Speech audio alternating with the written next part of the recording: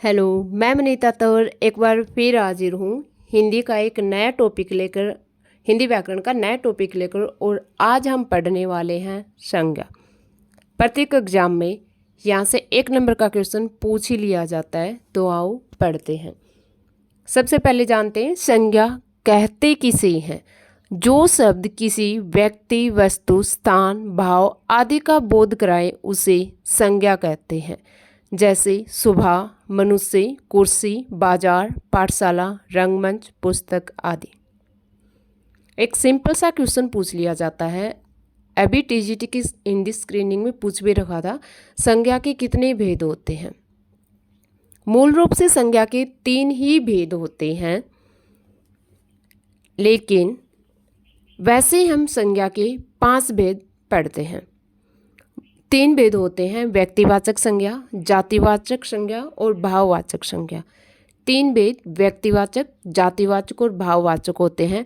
और यहाँ पर जातिवाचक संज्ञा के 2 अलग से भेद बना दिए जाते हैं, द्रव्यवाचक और समूहवाचक या समुदायवाचक। तो देखिए, यहाँ पे हम पढ़ेंगे संज्ञा के 5 भेद: व्यक्तिवाचक, जातिवाचक, समुदायवाचक, द्रव्यवाचक और भाववाचक संज्ञा। सबसे पहले देखते हैं व्यक्तिवाचक संज्ञा। वेरी सिंपल, एक व्यक्ति का नाम आ रहा है, व्यक्ति के नाम से ही पता चल रहा है एक विशेष नाम, यानी उस संज्ञा को कहते हैं जो किसी विशेष स्त्री, पुरुष, स्थान, व्यक्ति आदि का बोध कराए, यानी कि एक अकेले का बोध कराए, उसे व्यक्तिवाचक संज्ञा कहते हैं। जैसे मालिनी, सतीश, बनारस आदि। इसके बाद पढ़ते हैं हम जातिवाचक संज्ञा। व्यक्तिवाचक तो एक अकेले का बोध करा रहा था, वहीं जो जातिवाचक संज्ञा है ये एक विशेष जाति का बोध कराएगी, एक विशेष जाति का बोध कराती है। जैसे स्त्री, पुरुष, जानवर, नदी, पुस्तक हो गए। जैसे स्त्री एक अकेली नहीं होती, जब ऐसे कहा जाता है स्त्री तो किसी विशेष का बोध न होकर यहाँ पर सभी स्त्रियों का बोध हो रहा है, यानी कि विशेष जाति का बोध करा रही है। जैसे जानवर हो गए, यहाँ पे किसी एक का न तो नाम विशेष दे रखा है, जानवर में क्या हो जाएगा, पूरे की पूरी जाति आ जाएगी जानवरों की। जैसे पर्वत आ जाएंगे, अगर हिमालय पर्वत आ जाए तो वो क्या कहलाएगी, व्यक्तिवाचक संज्ञा कहलाएगी। लेकिन जब पर्वतों का जिक्र आ जाए तो वो क्या हो जाएगा, पूरी जाति का बोध कराएगा। जब गीता पुस्तक आ जाए तो वो बन जाएगी व्यक्तिवाचक संज्ञा।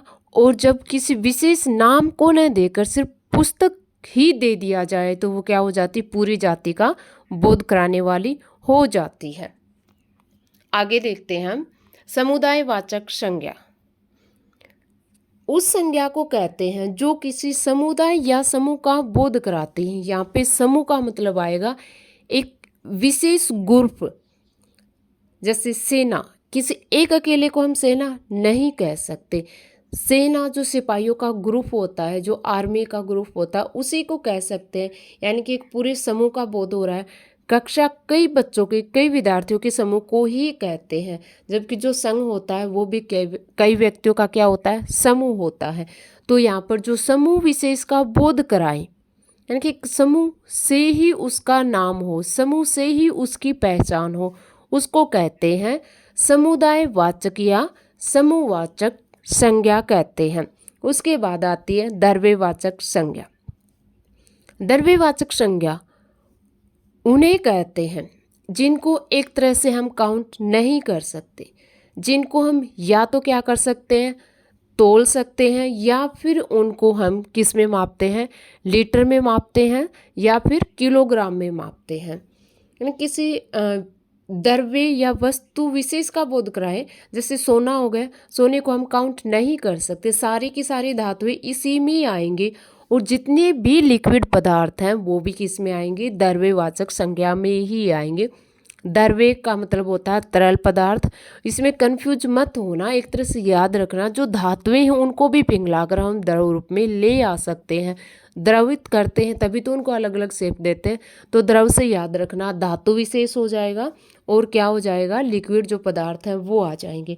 अब आता है हमारी भाववाचक संज्ञा। उस संज्ञा को कहते हैं जो किसी पदार्थ की गुण दोष अवस्था कार्य व्यापार आदि का बोध कराए, जैसे दया, चोरी, दूबे, सुख, दुख, यौवन, बचपन आदि। एक भाव विशेष का बोध होता है, जैसे दया, सुख, दुख। क्या है ये? भाव, यानी कि एक तरह से लगाए तो फीलिंग है। जातिवाचक संज्ञा को सर्वनाम, विशेषण और क्रिया से भाववाचक संज्ञा बना सकते हैं। Very very important. जातिवाचक संज्ञा को सर्वनाम, विशेषण और क्रिया से भाववाचक संज्ञा बना सकते हैं। जैसे पशु से पशुता हो जाएगा। यहाँ पे पशु क्या है? जातिवाचक है, और पशुता क्या हो गया? भाववाचक संज्ञा हो गया। लड़का से लड़कपन हो गया, मनुष्य से मनुष्यता हो गया, और अपना से अपनापन हो गया, और निज से निजत्व, मीठा से मिठास हो गया। इसके हम कुछ आगे एग्जाम्पल देखते हैं, क्योंकि एग्जामिनर कहीं से कुछ भी पूछ सकता है। जरूरी नहीं होता कि वो आपसे संज्ञा के भेद ही पूछेगा या एग्जाम्पल ही पूछेगा। वो आपसे भाववाचक संज्ञा से जातिवाचक संज्ञा से भाववाचक संज्ञा बनाना, विशेषण से भाववाचक संज्ञा बनाना भी पूछ सकता है। तो एक बार देख लीजिए, जातिवाचक संज्ञा से भाववाचक संज्ञा बनाना। जैसे बूढ़ा है, बूढ़ा एक विशेष जाति को इंगित करता है, जबकि बुढ़ापा भाव को इंगित करता है। बूढ़ा का बुढ़ापा आएगा, मनुष्य का मनुष्यता आएगा, माता का मातृत्व आएगा, लड़का का लड़कपन आएगा, मानव का मानवता आएगा, सेवक का सेवा आएगा, इंसान का इंसानियत आएगा, दास का दासता आएगा, और बच्चा का बचपन आएगा, और मित्र का मित्रता आएगा। ये वो शब्द हैं जो जातिवाचक संज्ञा से भाववाचक संज्ञा बनाए गए हैं। कई बार इनको उल्टा भी पूछ लेता है। आगे देखिए, सर्वनाम शब्द से भाववाचक संज्ञा बनाना। मम शब्द सर्वनाम है और इसका भाववाचक संज्ञा बनेगा ममता। मम से ममता, सर्व से सर्वस्व। अपना से अपनापन बनेगा, निज से निजत्व बनेगा। ये तो आप पहचान कर लोगे। जैसे अपना कौन सा शब्द है? सर्वनाम शब्द है, और निज भी सर्वनाम है, और इनको भाववाचक संज्ञा बनाना। अपना से अपनापन, निज से निजत्व। अब विशेषण शब्दों से, यानी कि जो विशेषता बताने वाले शब्द है, उनसे भाववाचक संज्ञा बनाना। आलसी से आलस्य, आलसी, मूर्ख, दुखी, ये गुण विशेष, व्यक्ति विशेष के गुणों का बोध कराते हैं, तो विशेषण शब्द है। आलसी से आलस्य बनेगा, शिष्ट से शिष्टता बनेगा, और मूर्ख से मूर्खता, दुखी से दुख बनेगा, उचित से औचित्य बनेगा, और चौड़ा से चौड़ाई, चतुर से चतुराई, और बहादुर से बहादुरी बनेगा। सुंदर से सुंदरता बनेगा, कायर से कायरता, सरल से सरलता, सामाजिक से सामाजिकता बनेगा, अच्छा से अच्छाई, और मीठा से मिठास बनेगा, सफल से सफलता, और धार्मिक से धार्मिकता। यहाँ पे देखो, इनको रटने की कोई ट्रिक नहीं है। कहीं आप लोगों को ये लगता हो कि ता लास्ट में आएगा, यहाँ पे सबके लास्ट में ता भी नहीं आ रहा, या तो ता आ रहा है, या आई, या फिर ये मिठास देखिए सबसे अलग है। तो इनको रटने की बजाय थोड़ा सा एक बार नज़रों से निकाल लोगे तो ऑप्शन देखने के बाद आप लोग इनको आसानी से कर सकते हो। इसके बाद देखिए, क्रिया शब्दों से भाववाचक संज्ञा बनाना। क्रिया को तुम जानते हो, काम के करने या होने का बोध।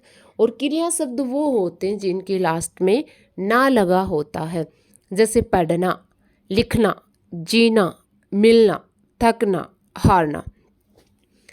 पढ़ना से जब भाववाचक संज्ञा बनाया जाएगा तो पढ़ाई हो जाएगा, और लिखना से लिखावट, लेख और लिखाई हो जाएगा। लिखना से 3 दे रखे हैं, लिखावट, लेख, लिखाई। जीना से जीवन हो जाएगा, और मिलना से मेल, और थकना से थकान या थकावट हो जाएगा, और हारना से हार हो जाएगा।